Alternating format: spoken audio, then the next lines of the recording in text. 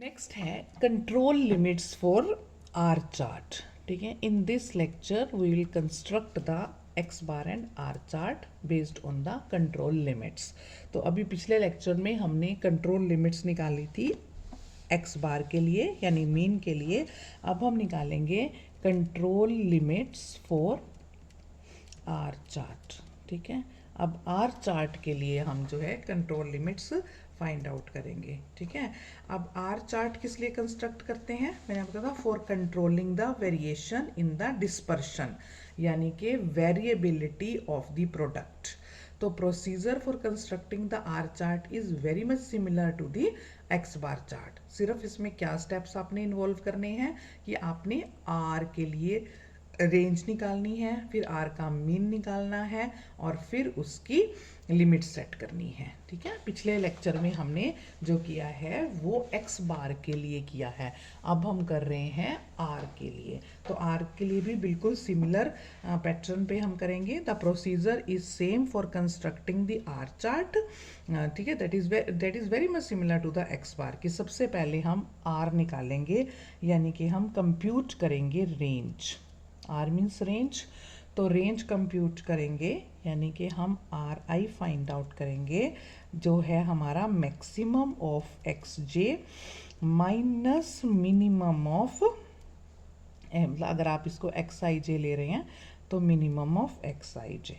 ठीक है, I will very from 1 to n। Her sample के लिए हम रेंज निकाल लेंगे जो हमारा आई है। ठीक है, आई जो है n है, 1 हो सकता है, 2 हो सकता है, 3 हो सकता है, अप टू n हो सकता है। तो सभी सैंपल्स के लिए हम रेंज निकाल लेंगे। ठीक है, then we will find out the mean of the sample ranges. इनका हम मीन निकालेंगे। Compute the mean of sample ranges.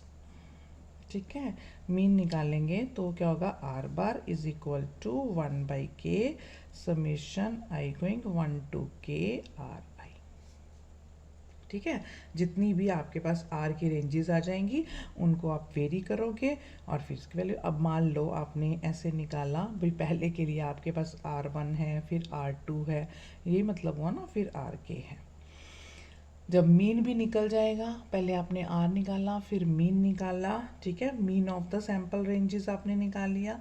Now we will compute the control limits. Computation of computation of control limits. Okay, अब हम control limits निकालेंगे। तो the 3 sigma limits, 3 sigma जो आपके पास 3 sigma control limits हैं, 3 sigma control limits for R chart. ठीक है, वो क्या होंगी, अब जैसे मीन में निकालनी थी, expected of R plus minus 3 sigma R. ठीक है, अब ई आर जो है, एक्सपेक्टेड ऑफ आर जो है वो एस्टिमेटेड बाई आर बार होगा, तो हम इसको इस रिलेशन से निकाल सकते हैं। यानी कि हम इसको एस्टिमेटेड वैल्यू ही फाइंड आउट करेंगे ना, क्योंकि हमें सिग्मा आर नहीं पता। तो हम क्या करते हैं, सिग्मा आर की वैल्यू फाइंड आउट करेंगे, कांस्टेंट हो गया, और इसकी एस्टिमेटेड वैल्यू दिस। तो आप कह सकते हो D3 इंटू ये एस्टिमेटेड वैल्यू निकाली थी हमने आर बार बाय D2 पीछे। ठीक है, D2 और D3 का क्या मतलब हुआ, these are the constant which will depend on the value of n। ठीक है, अब आपके पास again the same things are there कि हम जो है कंट्रोल लिमिट्स निकाल लेंगे। ठीक है, 2 केस होंगे, जब हमारे को स्टैंडर्ड्स नहीं दिए हुए और जब हमारे को स्टैंडर्ड्स दिए हुए हैं, यानी कि जब म्यू और सिग्मा नहीं पता और जब म्यू और सिग्मा पता है। ठीक है, तो आप इसकी अपर निकाल लोगे, अपर कंट्रोल लिमिट रेंज की, मतलब expected of R plus minus, या पहले प्लस के लिए निकाल लेते ना, अब अपर निकाल रहे हैं तो प्लस आ जाएगा, प्लस 3 सिग्मा आर। ठीक है, सो दिस इज, इसकी वैल्यू है R bar plus 3 D3 by D2 into R बार।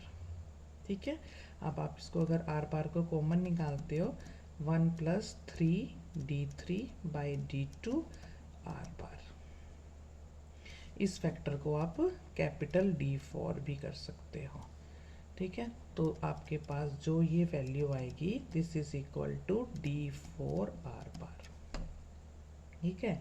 अब लोअर निकाल लो, लोअर लिमिट इसकी क्या हो जाएगी, similar 1 minus 3d3 are bar, ठीक है, यानी कि d3 into R bar. The values of d3 और ये जो d4 और d3 की वैल्यूज हैं ये again that will depend on n और have been computed and tabulated for different values of n in the given table, ठीक है।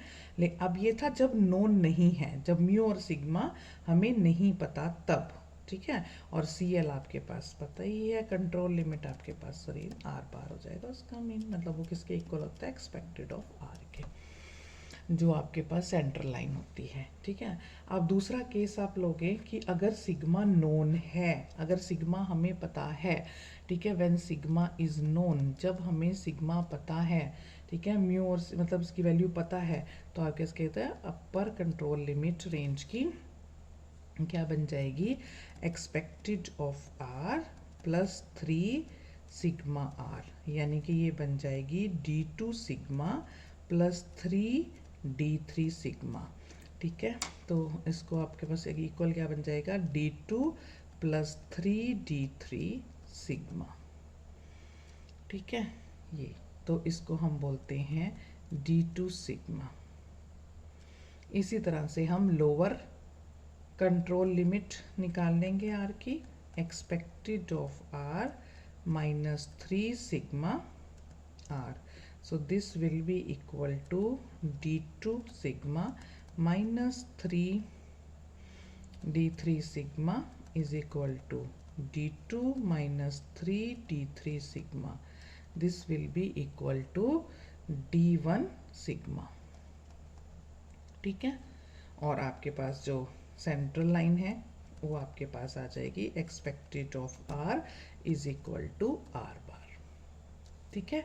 तो इस तरह से आपने, जब पिछले लेक्चर में हमने किया था तो हमने मीन के लिए लिमिट्स निकाली थी, और इस लेक्चर में हम क्या निकाल रहे हैं, रेंज के लिए लिमिट्स निकाल रहे हैं। और रेंज के लिए हम मतलब आपकी जो है सेंट्रल लाइन और अपर कंट्रोल लिमिट और लोअर कंट्रोल लिमिट निकाल रहे हैं। So these are the control limits for R chart. और अभी पिछले लेक्चर में हमने किया था कंट्रोल लिमिट्स फॉर मीन। तो जब हम इस तरह से अपर कंट्रोल लिमिट्स और लोअर कंट्रोल लिमिट्स और जो है आपके सेंट्रल लाइन निकाल लेंगे तो हम इजिली कंस्ट्रक्ट कर सकते हैं control charts for X bar and R, ठीक है। मतलब मीन के लिए और रेंज के लिए हम कंट्रोल चार्ट्स को कंस्ट्रक्ट कर सकते हैं, ठीक है। कैसे, फिर अब वो कैसे कंस्ट्रक्ट करना है, हम प्लॉट करेंगे सेंट्रल लाइन और कंट्रोल लिमिट्स, ठीक है। तो control charts are plotted on a rectangular coordinate axis, मतलब हम उनको प्लॉट करेंगे, हम जो है उनको प्लॉट करके बताएंगे कंट्रोल चार्ट्स को on a rectangular coordinate axis, जिसमें जो वर्टिकल स्केल है वो रिप्रेजेंट करेगा statistical measure X bar and R. मतलब आपके पास एक वर्टिकल मेजर होगा और एक हॉरिजेंटल मेजर होगा, ठीक है, जिसमें हम प्लॉट कर देंगे सेंट्रल लाइन को और कंट्रोल लिमिट्स को। वर्टिकल जो स्केल होगा वो रिप्रेजेंट करेगा स्टैटिस्टिकल मेजर एक्स बार और आर को, एक्स चार्ट होगा तो एक्स बार को, और रेंज का होगा तो आर को। और जो हॉरिजेंटल होगा एब्सीसा होगा वो रिप्रेजेंट करेगा सैंपल का नंबर, ये रिप्रेजेंट करेगा सैंपल का नंबर, ठीक है। आवर्स, डेट्स, लॉट्स, नंबर्स, ये सब रिप्रेजेंट हॉरिजेंटल स्केल्स पे होंगे। उसके बाद जो सैंपल के पॉइंट्स आएंगे, चाहे वो मीन के हैं चाहे वो रेंज के हैं, वो इंडिकेट करेंगे हम इस चार्ट के ऊपर बाय द पॉइंट्स, ठीक है। एक्स बार चार्ट के लिए जो सेंट्रल लाइन होगी, ये जो सेंट्रल लाइन होगी एक्स बार चार्ट के लिए, this is drawn as a solid horizontal line, ठीक है, ये सॉलिड हॉरिजेंटल लाइन होगी।